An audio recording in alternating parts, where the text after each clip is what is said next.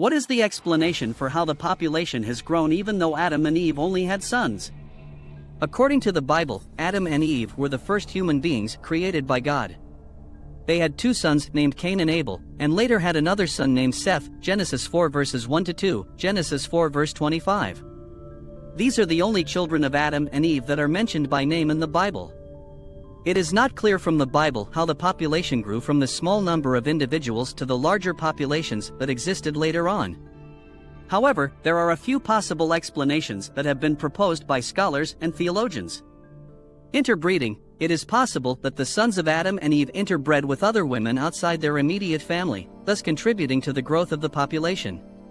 This interpretation is supported by some biblical passages that suggest that there were other people living in the world at the same time as Adam and Eve, Genesis 4 verses 14-17.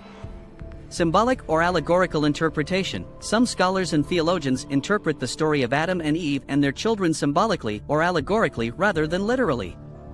In this view, the story is seen as a representation of the origin of humanity and the relationship between God and humanity rather than a historical account of the first humans. Divine intervention. Some religious believers interpret the growth of the population as a result of divine intervention. They believe that God may have miraculously increased the number of humans on the earth in order to fulfill His plan for creation.